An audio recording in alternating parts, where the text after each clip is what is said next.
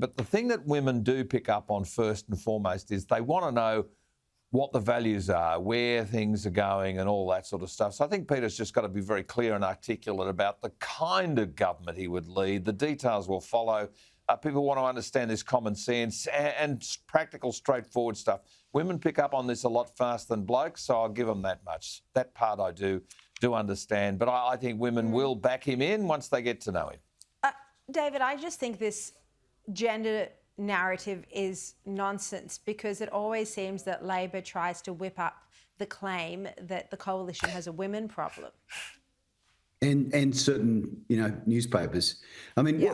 I'm like Gary. I'm a humble white male, so what would I know, right? But here's the point. Peter Dutton's been in the Parliament in a marginal seat for the last 20 years. So there's a heck of a lot of women who voted for him consistently over that time in a difficult seat. So he either has all of the men and none of the women in Dixon, or maybe the women quite like him in Dixon as well. Now, he's got female staff that have been very loyal to him. He's got female colleagues who like him. He's ahead in most opinion polls now. So there are a lot of women across Australia that seem to like Peter Dutton, and they like where he's going on a whole bunch of values-based equations that maybe Jenna Price in the Sydney Morning Herald doesn't quite agree with. But that's her opinion, and we'll leave it to the women in Dixon and elsewhere to vote when the time comes.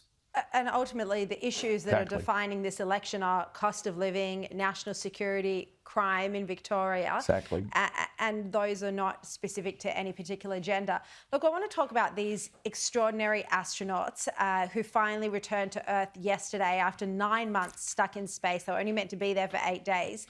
Now, we're learning that gravity does have a serious impact on the human body. The pair will likely need to spend weeks in physical therapy to recover their strength.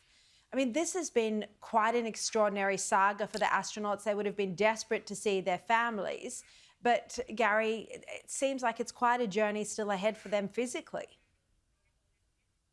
Yeah, absolutely. And this whole space travel thing is still being learned real time on real people. And we're all sort of comfortable in thinking, oh, well, man walked on the moon, back 1969, so this is all every day. No, it's not. It's all extraordinary. Every mission is tainted with risk. And I saw Elon Musk outlining exactly what the kind of risk could be with any of these things. And so here you've got these terrific Americans who are just now going to have to relearn how to walk. They're going to be slightly longer. Apparently, the body grows in length, the heart compresses, they're going to have osteoporosis issues, all these things ahead of them. So thank heavens Elon Musk had his act together as a private citizen and actually made this rescue possible.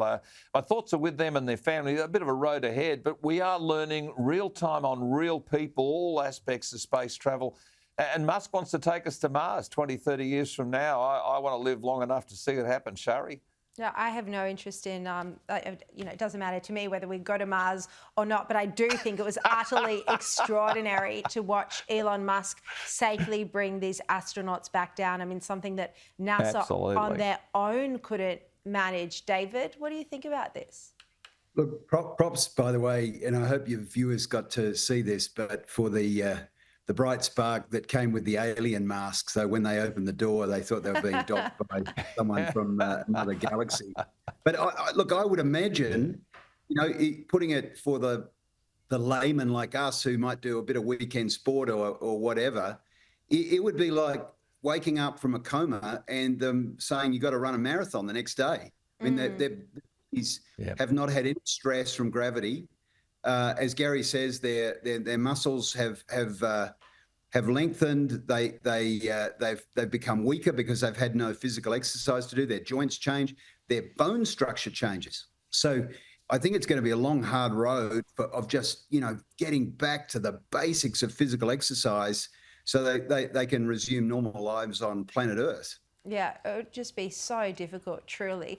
Just back to that thing about Mars, by the way, I think Elon Musk is truly one of the, maybe the smartest man on the earth. He, the greatest genius on this earth. But why can't he be solving cancer? Why can't he put his utter intelligence to solving cancer, not going to Mars? Wouldn't that be a better ambition right now, Gary? Well, maybe he can do both. I don't know, Shari. He's making the point that there's a lot of technical advances that come from the space race. A lot of the stuff we have today that's every day has come from the space race. A lot of the stuff we've got in our cars. Our cars are technically computerised, far more complex than the lunar landing module in 1969. So I think that all of the things you're talking about, the ambitions for here on Earth, is reasonable, but there is need for some of the space race to drive that technology. I hope there is one day that kind of cure, but not a Joe Biden cure, a real one. No, exactly. At 22nd, David Gazard, how do you think the election campaign's going right now?